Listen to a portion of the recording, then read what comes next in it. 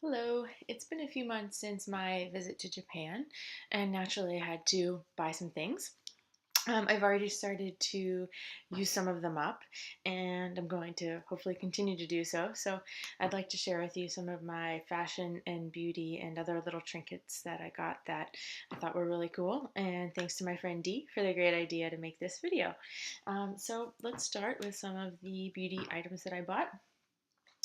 I got this awesome Pure Smile green tea mask, and face masks are all the rage, but they've been very popular in Asia for a long time. So there was tons to choose from. I actually brought back a snail enzyme one for one of my friends. And I also got matcha green tea, kind of effervescent tab for the tub that I've already used. It smelled delicious. Next up, I have the extra special commodity black Q-tips. So I bought a pack of them and I've been using them quite sparingly. But there's some theories as to why black Q-tips are popular. But as you can see very closely, they have a bit of a ribbed edge to them. And supposedly that's for more precision to work around smaller areas or in your ear. And there's really no clear answer as to why they're black. I've heard that people like it because you can see whatever you put in your ear, whatever you put on them easily, or the exact opposite, that whatever is dirty that you use them with, it conceals it. So I'm going with the latter because I like that a little better, but they're kind of a cool, unusual thing. And then next up are these curlers that I got that are really going to be fabulous to travel with because as you can see they're pretty squishy and I always need some extra volume, so hopefully that will be me. And then this fabulous version whenever I'm done of just kind of having, this great kind of flipped out hair. So we'll see how that goes. I got the last few items at Tokyo Hands, which is kind of a multi-category store that has a lot of fun kind of kitschy items, but it's great for gifts for yourself or for others. And then let's head into some of the fashion territory. So I got myself a few items. My favorite one being a Soso Kyoto shirt, which you've already seen a few times, probably in outfit photos. So it's Soso Kyoto recently did a collab with Uniqlo as well, and so it's traditional dress inspired. So this, kind of has a neckline that you would see on a kimono garment. So it's pretty cool. It's unique, easy to wash. You can also shop Soso Kyoto online. It's SOU Kyoto, I believe .us. They have a store in San Fran, so if you're there, check it out. And then I also got myself, and for the ladies of my life, vintage Haori jackets.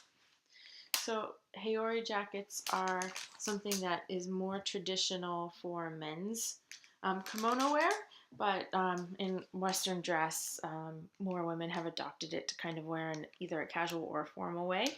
And so this one exhibits a dyeing technique that is reminiscent of tie-dye. It's quite a popular one. And I think maybe I'll wear it maybe belted with jeans. We'll see. Usually too, mine is missing it, but there's strings on the inside that you use to tie it together, and you're supposed to tie the strings and face them upwards like this because that means happy. So if you were going to a funeral, however, you probably wouldn't be wearing this. You'd wear something black, but you would, and more somber, but you would face the strings downward.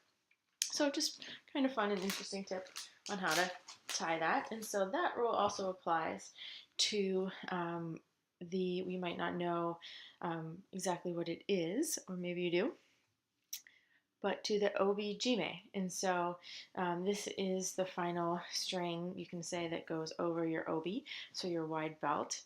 And so the same thing with this. Whenever you tie this, you want to make sure that one, you always do left over top. And then you want to make sure that you do the same thing with the strings so that this is really bad version, but this is ugly, don't look at that, but that also that you tuck them upward. See? Yay! So that was a cool item. That one actually is for my husband. And then from there, it's kind of more little trinkety items that I got that I love. So because I can never really afford a Yayoi Kusama Louis Vuitton bag, I got some of the smaller items. So I got a cool mouse pad in her signature print. And this was authorized merch from a museum that we were at in Tokyo. And then hand towels are really popular because in Japan, especially if you go to a restroom in the subway, and there are lots of restrooms in the subway, and they're actually very nice, but there's not necessarily like paper towels or a dryer, and so most people carry these hand towels with them. And so I got one that is a Yayoi Kusama signature print. So I think I'll probably use this as a scarf or attach it to my handbag to add a little decorative element. And then we also got another one of those hand towels in retro block print. So pretty cool. Something so utilitarian can also have a design element to it, and I found that's oftentimes the case in Japan. Either something extremely simple or appears to be simple but is more complicated than originally perceived. And then, actually, I almost forgot, but I have a vintage but never used obiage. So apparently that's what it says right there. But I just thought it was such a beautiful scarf. And as you can see, the gradient in the color, and so and then the design in the middle, and that exists so you can have a little bit more fashion options to match your obi and your kimono whenever you wear it. And so this is the piece that actually you use to conceal the pillow in the back that your obi bow would rest on, and then this goes on top of that. So I don't have my obi with me right now, but you'd basically have that in the very top, and then you would tuck it in, and you would just see a little splice of color at the top. And so you can have it either more of like this palish pink or more of a darker mauve, depending on how you fold it and what you want to show. And it's just a tiny bit of it peeks out, not even half an inch.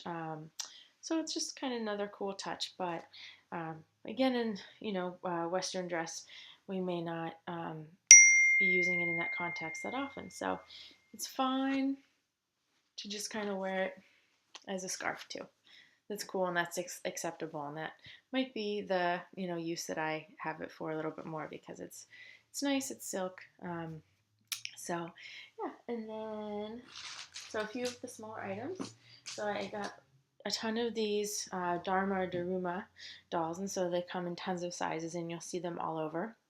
And they purposely don't have eyes, because what you basically do is you make a wish and you color one eye in, and then in a year, hopefully it'll come, your goal or your wish or your dream will come to be, and then you'll color the other eye in.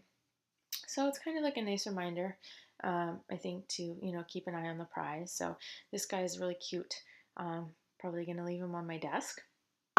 And speaking of little cute things for my desk, we got a ton of these.